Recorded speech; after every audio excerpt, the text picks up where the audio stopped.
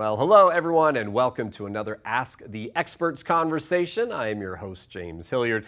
This event brought to you by Connection. It is in partnership with Microsoft, Intel, and HP Inc. From HP Inc., I'm glad to introduce Mike Schaefer. He is here with us, the Director of Customer Success for the Americas, DEX, and Security.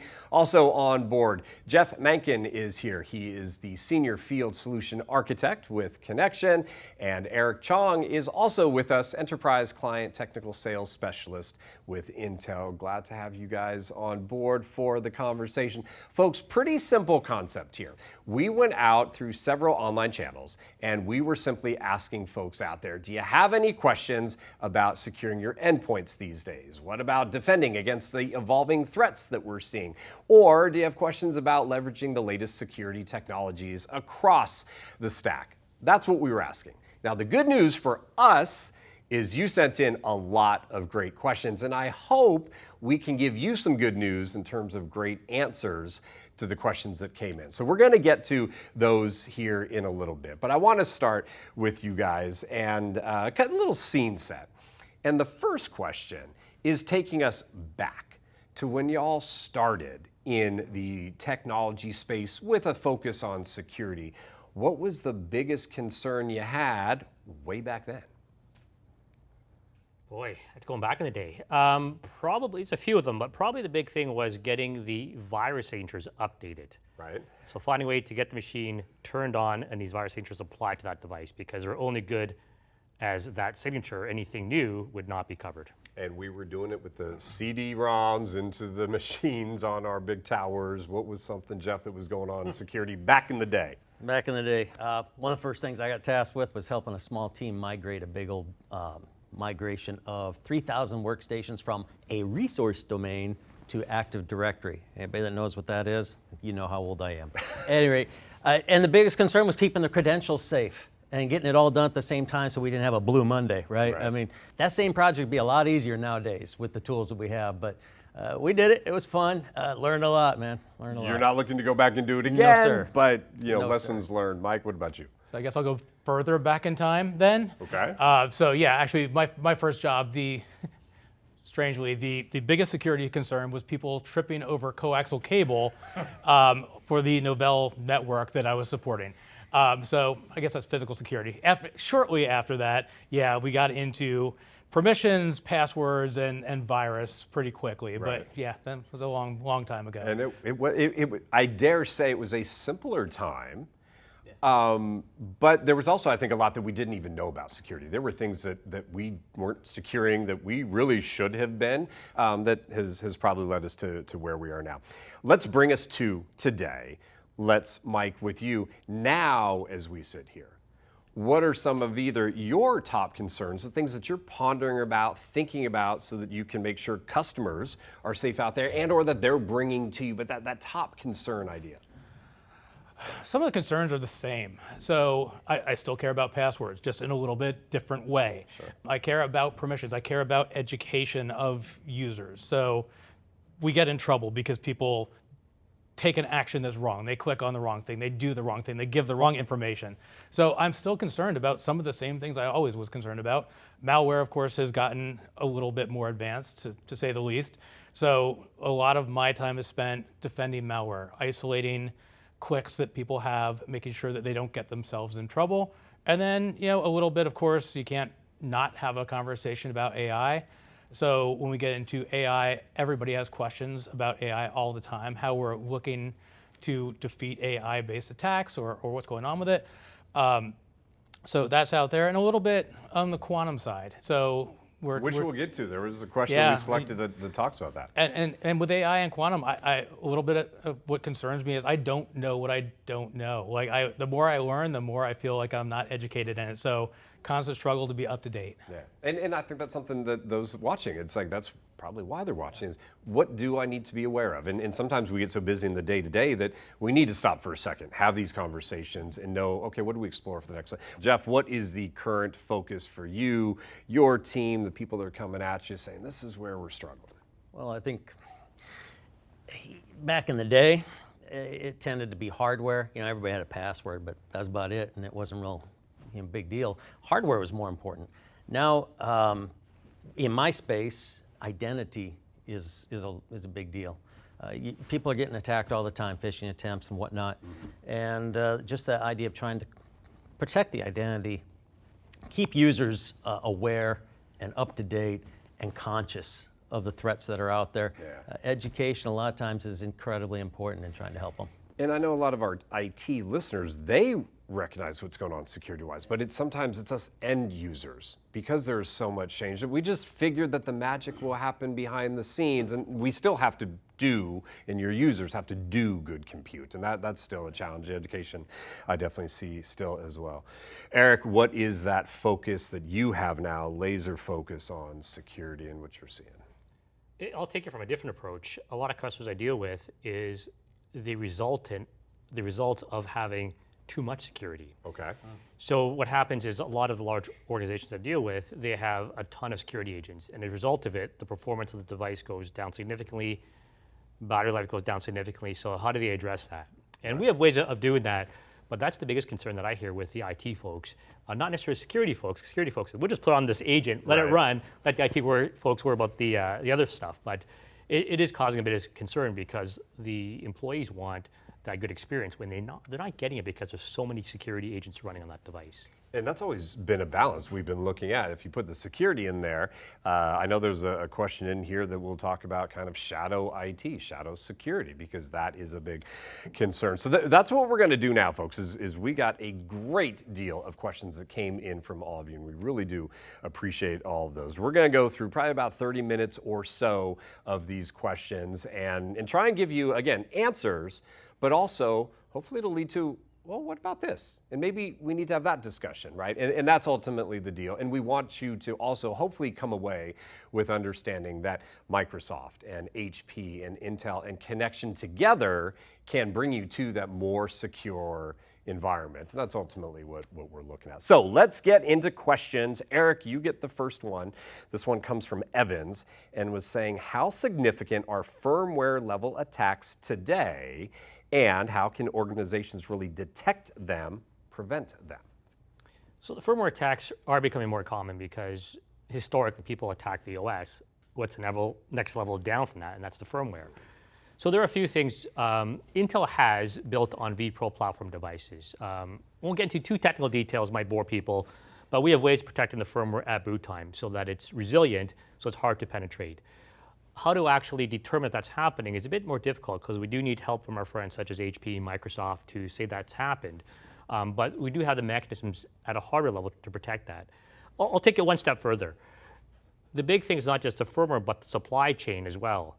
So what Intel's done recently is we have something called assured supply chain, where on the new Panther Lake devices, I mean, it's very timely because we just announced these on March 23rd from a commercial perspective of this year. We know exactly what factory those are built in, and they're built in non-geopolitical factory. Really, it's built in Arizona. And that way the customer who buys these commercial SKUs knows exactly where it's been built and they can test it at any point in time. And there are tools in the marketplace that will determine, and HP has them as well, in terms of ensuring that your firmware is up to date so that it can provide that protection against firmware attacks. Back to vPro, I can remember in one of my past careers, a technology reporter, at the launch of vPro. And it took a while to gain some traction, and that is known in the industry. But I think now, and I want your observation, have folks engage with, and are they really learning how valuable vPro can be these days to help them with exactly issues like this, firmware attacks, et cetera? Yeah, absolutely. I mean, the first thing is that vPro, I think, has, maybe it's the representation of it, people think it's just the active management technology out of band. It's a lot more, includes security in that aspect of it, but a lot more customers are adopting the active management technology part of vPro. We have services now that can make it very easy. In other words, Intel hosts everything. So there's really no skin off the corporation's back to get it up and running. And we see that adoption. We see a lot of adoption from our ISVs, our friends at the software vendors, because we built in a lot of security hardware acceleration at the silicon level, and they are taking advantage of that. So absolutely, it's been out for 20 years now. Yeah. Told you, it was a long ago career. part of my world. Michael had a question. We appreciate the question, Michael, and this is going to mix you in as well, Mike, but I'm going to start with Eric here, and we'll build upon. The question was, how do OS level protections, things like secure boot, things like virtualization-based security, how do they work together with hardware defenses? You start, and then Mike, I want to get you in on this. Well, from a silicon perspective, there are things that enable it to work. So we're talking, there's a company called Bromium that does what they call micro VMs, and HP has since purchased that company. And you have to have certain hardware pieces built into it, namely TXT enabled, et cetera, or Intel virtualization technology turned on for that software to work. So you have to have that base level of silicon for it to work. We have other things more recently for virtualized base security, or VBS, which is a big catchphrase now, where Intel can actually encrypt that container so it becomes hardened itself against other attacks running in that particular container. So there are security pieces starting at the silicon that the various ISVs can take advantage of. Hardware was always at the focus of security back in the day. Then we did get a lot of software-focused security, and then it kind of swung back, where hardware and hardware manufacturers really looked at saying, we got to make sure that these boxes, this hardware, is secure from the get-go. So talk about that and addressing Mike about dealing with and how this all comes kind of full circle now. Yeah, so as mentioned, Bromium became two products called SureClick and SureAccess. So both are virtualization, both are hardware dependent. So we will not run if we don't have the VXT enabled. So we're isolating memory, we're isolating CPU at the chip level to enable our products to work on the OS level. And basically what we're doing is we're isolating for SureClick, we're isolating anything that could be risky. So we're trying to educate users, and we know how well educating users works. It gets you part of the way there, but people are going to click on dumb things. I do. Don't multitask. You tend to do bad things. So clicking on something that could be malicious, we open it up in a virtual machine. And it's a protected virtual machine, so we can't go east-west with any of the bad things that are happening.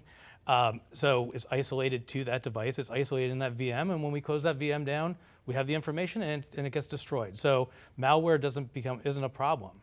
The other piece we have that's very similar to that, also hardware dependent, is SureAccess, which is basically, think of it as a software-based thin client device. So it goes in the PAM-PA model of privileged access workstation. So if I'm administering Active Directory, I'm doing, or going to some high value resource, I'm doing administration, I don't want people taking screenshots, intercepting any keystrokes, or running malicious code remotely. I can isolate that, and I'm sure that I'm isolated, and I don't have to have a separate workstation to do that. So both those technologies are fully dependent on the hardware, but they work on the OS level. So. And dependent on newer hardware, right? So that's where a lot of organizations have been going through their refresh cycles now. And so it's got to be something that they need to be evaluating, saying, if we want to take advantage of the promise of some of the, we do need it on some of the newer hardware. Correct. Yep, the more developments every day as far as what we're doing and adding on at the chip level to what we can do. And we mentioned supply chain as well. Like we're working on that side also. So when you have something shipped, we're taking a snapshot of what that configuration looks like, and we can verify it when it gets there. That way we know it hasn't been tampered with in transit. Nothing in transit, yeah. Yeah, so advances keep happening very fast. Jeff, let's mix you in here with Kelly's question. For organizations with a hybrid fleet of older and those newer devices, give some strategy to maintain a consistent security posture across the stack when, again, some of the older hardware may still be useful, but it can't handle the latest and greatest when it comes to some of the security offerings. Yeah, we'll never see a fleet that's mixed. It just doesn't happen. Never, it doesn't happen, yeah. right? Because everyone has tons of budget to get all the latest and Exactly. greatest. Now, when you start talking about mixed fleets, you have to think about, be realistic. Consistent doesn't mean everything's the same, but creating a proper baseline is going to be critical. And you can do that with some of the tools that you probably have at hand already. When you're talking about that baseline, you want your proper encryption and antivirus and all that goes with that. You have to have a minimum threshold. There are also going to be situations where you want to make sure your coverage is absolutely as best as it can be. And I mean like Intune enrolled, Defender, Endpoint, an endpoint protection. Those things should be a standard. And if you can't have the latest, greatest everywhere on everyone's machine, you can take a tiered strategy. You're gonna have different levels of threat depending on who your workers are. If you have one of your senior engineers and they're touching stuff that can bring the whole enterprise down at times, they need the good stuff, if you will. Make sure they have the proper machinery for what they're going to do. A tier below that might be some of your more sensitive roles. Maybe think finance, maybe your executive team, et cetera. Now those folks better have near full functionality. Then, if you have to use some of that old stuff, think about people, your general knowledge worker who's not going to touch sensitive data with frequency. You can also try and mitigate the danger, if you will, by some of your software approaches, where conditional access policies, MFA, and making sure your policies are up to date. What I think I'm hearing from there is also it's not just evaluate, because again, organizations in IT wants to usually prioritize, hey, who needs to get what? But it's no longer, hey, let's just give the executives what they need, and then marketing gets this. Within marketing, you might have a level of, hey, these marketers have a lot of data about what our industry is doing. So the top of marketing needs that, but a couple, maybe the junior members that are working on more graphic design, maybe they don't yet. So not just that, but really look at the individual persona as to what they need, yeah? Spot on. I mean, there are certain roles, if you will, that are going to engender more danger to the company. Yeah. Identify those. Different companies may have different roles that would apply to, but tier it out and use your best equipment in the most sensitive areas. Make sure your policies are up to date and in place. Let's jump over to Cora with a question here. Going through what I had mentioned, Mike, starting with you here, going through a refresh. And this is what they had going on. We're refreshing our endpoint fleet, want to buy hardware that's secure by design, right? Not just software that gets bolted on later. What specific hardware features from HP and also Intel, so we'll hear from Eric here, should we be demanding from procurement for them to look at? What questions do we need to be asking of the vendors? What does Cora need to be asking of HP? When you're buying HP equipment, if you're getting commercial equipment, you're already getting the most secure PCs available. A couple of things. So don't have to work too hard to actually order specifically on some of these. So we write our own BIOS, so we know exactly what's going on there. We have something called an endpoint security controller on all of our commercial grade devices. So the endpoint security controller is our piece of silicon that allows us to do things on the security side, such as store a known good signed copy of the BIOS. So when I boot, we check that BIOS. If it's tampered with, then we will replace it back from that gold copy. The side benefit of that is if your BIOS is corrupted, which everybody still is concerned about, we'll replace it and you get back up and running. So those are all part of our build. So that's in there. But we are able to do a lot of things with the endpoint security controller. One thing to look at that I would say when placing an order, if you're worried about theft of devices, so physical theft, we have a product called Protect and Trace, and we have a sub-product of that called Wolf Connect. So it's interesting and it's kind of fun. We build a modem in that's purpose-built cellular, so you don't need a provider.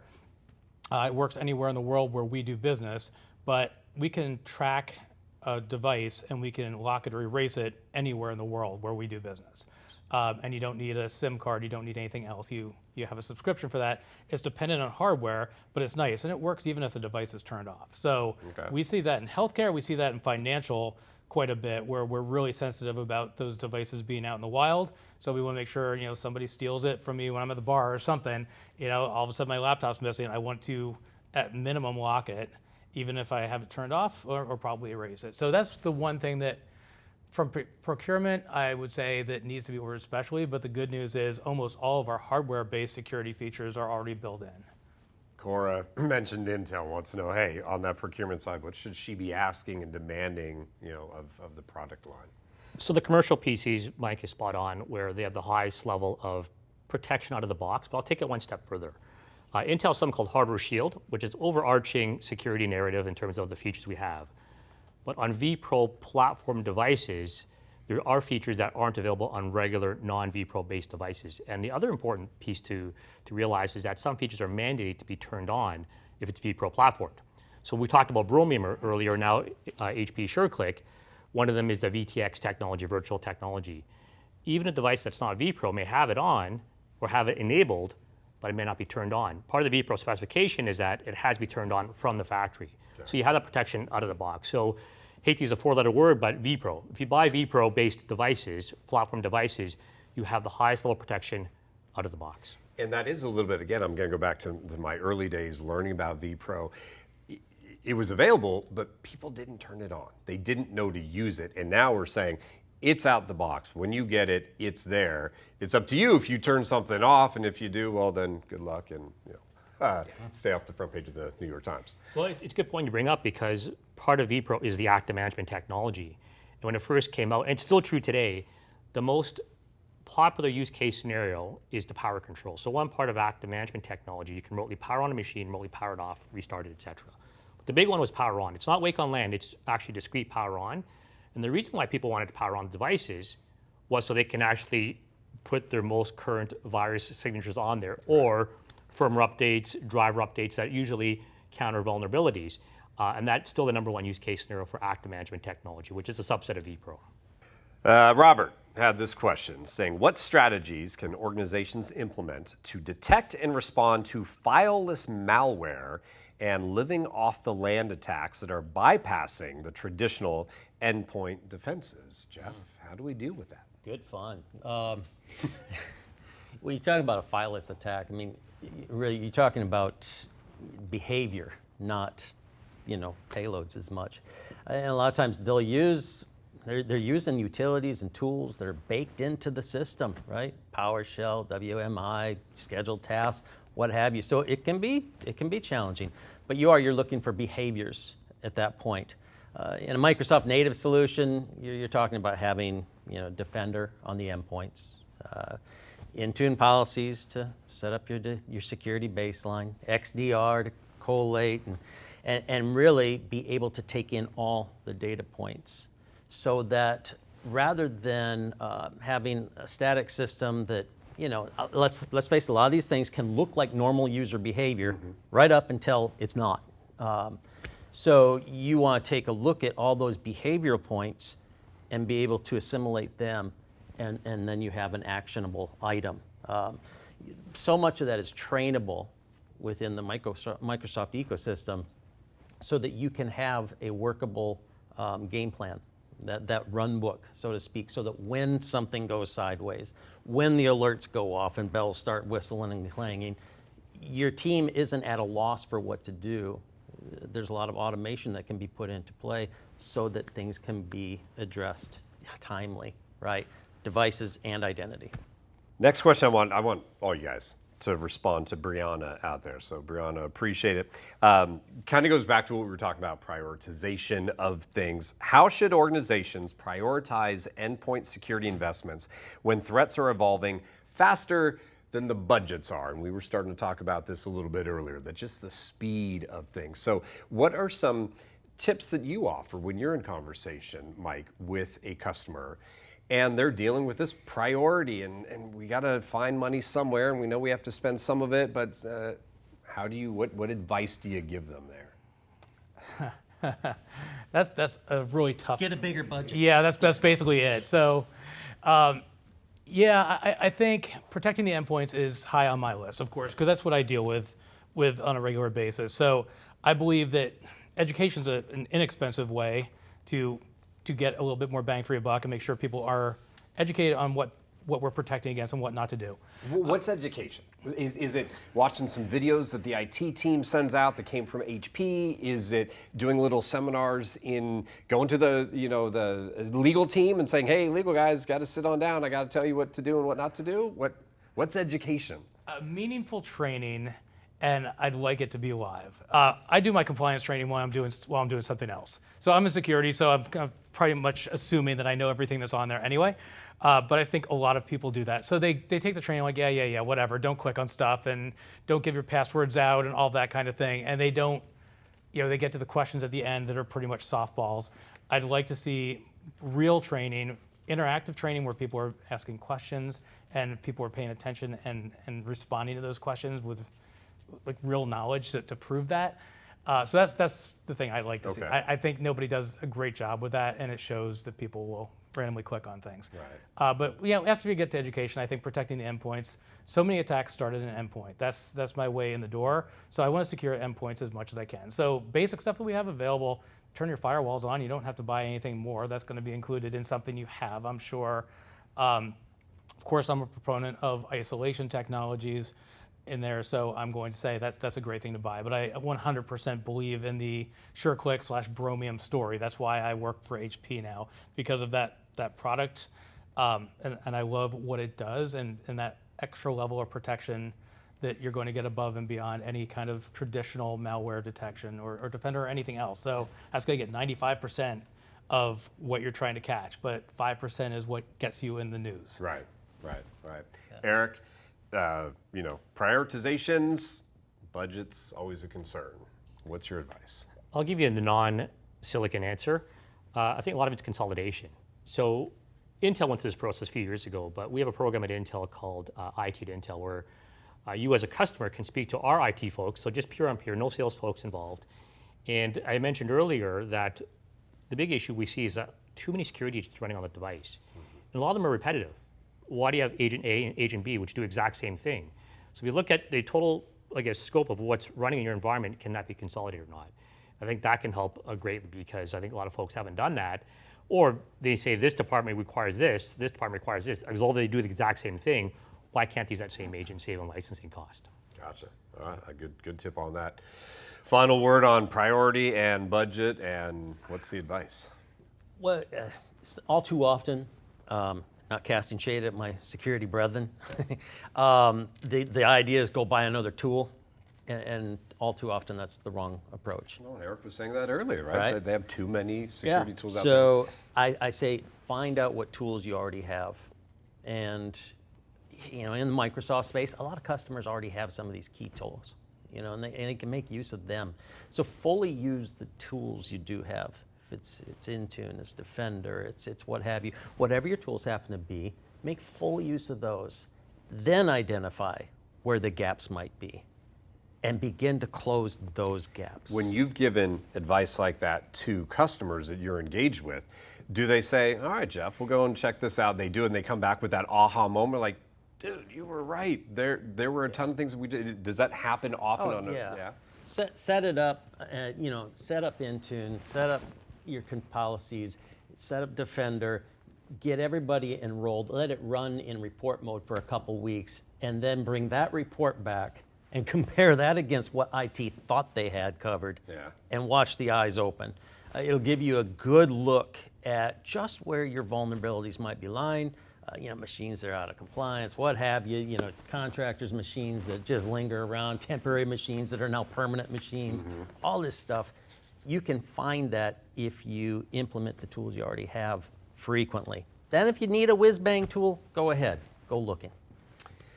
Aaron reached out to us on one of these questions, and he was honest. Eric, this is what he said. We recently discovered that a vendor's firmware update introduced a vulnerability that we could not detect with our standard EDR tools. We are not going to mention Aaron's company name. How do silicon-level protections from Intel actually help catch threats that do live below the OS? Is this something that you hear often as you engage with folks that, hey, all of a sudden it was an outside group that we're working with and they introduced something that is really kind of messing with our organization? Yeah, I mean, the firmware attacks, as I mentioned earlier, are becoming more prevalent. Now, we think of it on a broader scale. I'll speak on behalf of Intel's components, but there's other components that have firmware aspects, sound cards, as an example, maybe some other peripheral devices. So it's not just from an Intel perspective, but from an Intel perspective, again, we have that assured supply chain. We have ways of protecting the firmware that we provide, very similar to what Mike mentioned in terms of at boot time. There's one thing as part of vPro called runtime bias resilience. A fancy way of saying that when that device boots up, we ensure that firmware is the actual firmware by using certificates to ensure that firmware is being loaded. Then we harden that memory address. So that protects against it. So it's more the prevention than detection piece of it. And we've done a pretty good job, I believe, over the past few years in that aspect of it. Do you have any thoughts on that? Have you come across that scenario where someone's like, hey, Mike, someone else screwed up, what do we do? Yeah, I've seen that. So I think, yeah, the firmware attacks are scary. So I think we've done a good job. So we've done the hardware level, we've done the firmware level around BIOS, but yeah, the firmware on peripheral devices is scary. We started virtualizing that recently, within the last 2 years. So we're doing introspection on that as well. So somebody gets a new hard drive. We don't know about the firmware of that hard drive, but we still have to load that. So we're looking at that as it loads up to make sure there's nothing malicious in that. But yeah, firmware attacks are really scary, and that's where I would go if I was trying to get in there. Like, you can't just reload your operating system and get rid of it. So once I'm in there, and you can't get rid of whatever I've done. So yeah. Martin, with the question, Jeff, this one will come your way. With identity, which again you had said early on, big focus for you. With identity now being the new perimeter, how should endpoint security integrate with zero trust architectures? Zero trust, it gets thrown around a lot. It does. Back in the day, you logged in once and that was it for the day, right? Yeah. Now we're looking more at do I trust you now, and do I trust you on this machine? Should I still trust you? Should then? I still right. trust you? Exactly. So for that kind of environment, you need to be taking advantage again of the tools that you have. If your devices are fully enrolled in your Intune, right, and your policies are configured such that you have conditional access and MFA and et cetera, that's going to go a long way. And then if you have your endpoints protected as well, now they're checking for your identity. You got, let's say, Defender on there or any other, pick your flavor. And then you can run that back to XDR and keep tabs on this. You weld them all together. And the advantage that a Microsoft native solution brings you is it does have all the data points touching each other, right? So that can go a long way towards helping implement that zero trust. You bring the friction down. You have compliant devices, so now they can log on. It's a much more seamless expression for the users.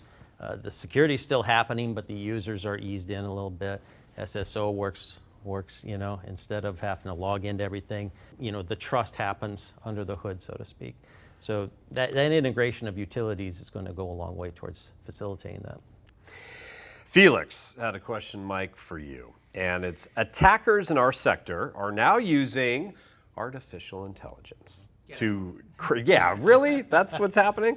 They're using AI to craft hyper-personalized spear phishing at scale. I remember, side note, I could get those emails. Fake, fake, fake, fake, fake. Now don't even try. They all look real to me.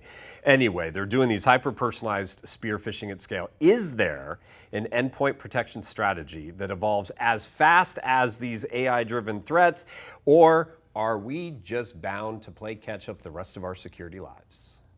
A little bit of catch up. So spear phishing is interesting, and I'm with you. So what I get now is amazingly good. Like, it's telling me my package has been delayed at the carrier facility at X, and that is my carrier facility. You know a lot about me, and you know where I'm buying from. So it is super realistic. So even worse when you recently ordered something, right, and then it comes to you. They got lucky, but right, yeah. So everybody knows a little bit too much about all of us, so that you can make those targeted attacks. One thing that is effective, and it's been around for a while, is some sort of credential protection strategy. So if I'm going to be conned into clicking on a link, I want to make sure that link is going where I think it's going to go. Is it going to my bank for real, or is it going to a website that looks like my bank? And most of these are based on how the trust level of that URL. So I can look at it and say, okay, this user's clicking on something, but that domain has only been in existence for 3 hours. Yeah. So credential protection has been around. I don't want to say go back to an older technology, but that will work. if I do end up going somewhere and clicking on the wrong thing, yeah, then I'm always going to default back to isolation. But one of my hobbies is my Gmail. So in the morning, like I'll look at things like this is probably something I shouldn't click on. So I'm definitely going to click on this because I'm protected, and I want to see what it's going to do, and I want to follow it through of this is what you're going to try to get me to do next. This is what you're going to try to do next. Like I'm going to click on that exe file. Hopefully it'll do something cool. So having a protection in there that you can trust that if you click on the wrong things or your users click on the wrong things, that's great. And protecting them from giving out their credentials or going somewhere they shouldn't, also very important. And we do that. Other vendors have that as well, where I try to enter my credentials into PNC Bank that's not really PNC Bank, and it says, no, you're not going to be allowed to do that, and it stops me. So protecting people from themselves. He was not giving advice telling you all to go out there and start clicking on stuff. He's doing this for his education purposes, so they can provide good stuff to you. Don't do anything I do. Exactly. I want to broaden Felix's questions a little bit to a broader focus from the Intel perspective on observing how AI is being used as a inroads on security to attack us, and where the focus is that you all have with either using AI and just how you're evaluating the threat that AI has and how you're combating it from that Intel perspective.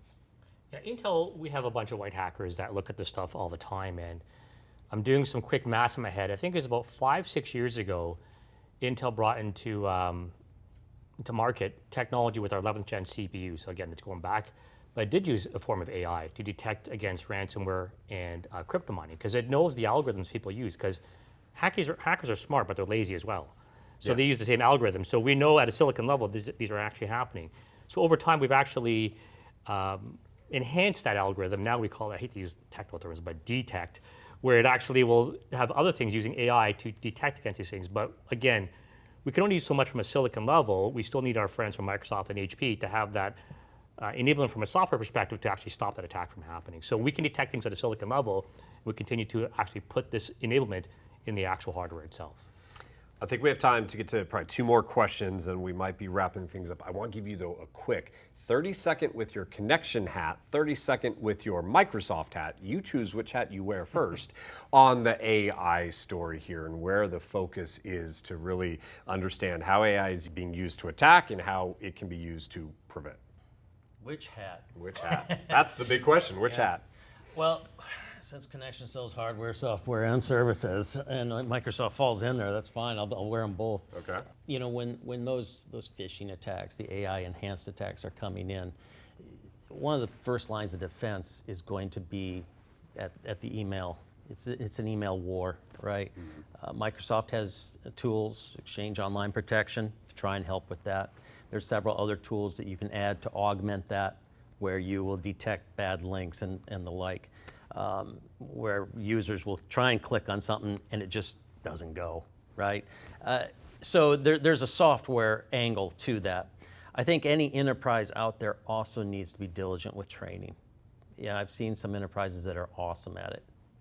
They'll lead them through training that you can't just sip a cup of coffee and do other work at while you're doing the training, where they'll force you to actually look at the URL that's in the email address, and wow, I mean, that's good training. It's tedious for an end user, and you might think, wow, that's just too much. But training along with those software solutions. All right, last question specifically for you, Jeff. Divya, and we mentioned this again, I believe, in the introduction, talking a little bit about there's the chance for shadow security or shadow IT, because the security is too intrusive, and so I'm just going to do it this way. Was asking, where do you typically see invisible endpoint risks? And are there ways to then kind of go in there and uncover those? It's kind of the blind spot question, or the side view mirror question. It's like, what's coming up on us, and where is that blind spot for a lot of organizations? Is there anything across the board? Yeah, there's a few. I think giving users too many administrative rights is a start of an issue. Okay, it allows them to do things with utilities that they should not be doing. Okay. You can see things like remote control software. Right? Well, I want to get to my desktop. They don't give me a laptop, so I need to remote control my desktop on Saturday. Oh man, you're introducing all kinds of risk. Synchronizing personal files from a Gmail or a OneDrive or name your offline files. Syncing those personal, because who knows what the risk is there. That kind of thing. It's like a submarine under the water, man. You don't know what you have until it launches, and that kind of thing can be a risk. So addressing those issues, I hate, you're not going to get all, on these people, but there has to be a communication there. And frequently for enterprises, it means offering them a solution that you are aware of, rather than trying to just take away all their toys, because that's how it would be perceived, and they'll fight against that, right? And we've seen that nobody time and time wins. again. Nobody wins. Unhappy users, frustrated IT security professionals, and compromised data. So find tools that do work for your users and take action that way. Well, we have come to the final audience question here, and Polly, you are the one we're going to wrap things up with, and I'm doing this because she's taking us beyond today. Says here, as we look past 2026, cryptographically relevant quantum computing poses a threat to long-term data and firmware integrity. How are you over at Intel embedding quantum-resistant cryptography into the BIOS and firmware level, and how are you doing that today? So we are doing that today. So let me just kind of define post-quantum computing, also known as PQC. So there's really three things we need to look at. The idea behind post-quantum computing is that in the future, the computers become so strong you can break the cryptography of today's systems. And the three things really are the bad guys going to harvest the stuff today, encrypt it with today's technology, which is Shor's algorithm, and then break that later on, or break into it later on. The other one is using today certificates and digital signatures that are PQC resilient. From an Intel perspective, we are building that into our firmware. A lot of the standards have not been finalized yet from large organizations such as NIST, but they are coming very short. There are recommendations on it. So we are building it now into our firmware on our client-based machines, and I know a lot of our partners, such as HP, are doing the same. So we are ready for it, but we're waiting for that finalization to come before we can put that final stamp of approval on that device. Oh, he name dropped you, Mike. HP's got to focus here. Yep, that's correct. So starting in fall of 24, I believe, we started using quantum-resistant algorithms. So yep, we're on board as well. Okay. Let's do this. Let's do a final thought. This can be a strategy. It can be a tactic. It could be just a good old-fashioned reminder of good, cleanly computing and security practice, but something that's on your mind that you'd love for the audience to take away, to remember, so that we're more secure tomorrow than we were yesterday. Okay, so one HP specific is if you own HP hardware now, you own a lot of hardware security that you might not be using, and you already own it. So we're not trying to sell you anything additionally.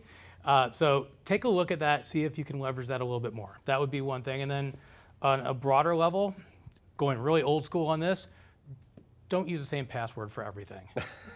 The cyber attacks I've been involved with start out with something simple like that, where I'm using my dog's name for every password I have. Somebody gets it from my weather site or something, Right. uses it for corporate. Yeah. Don't do that.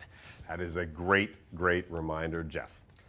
I'm going to go identity. These gentlemen cover the hardware well, but identity, I think, is king for the user. That's what they can control. They've been given hardware, now protect the identity. That means taking a critical eye towards stuff that comes to you in your email. The phishing attempts are real, and we've commented on how good they are now.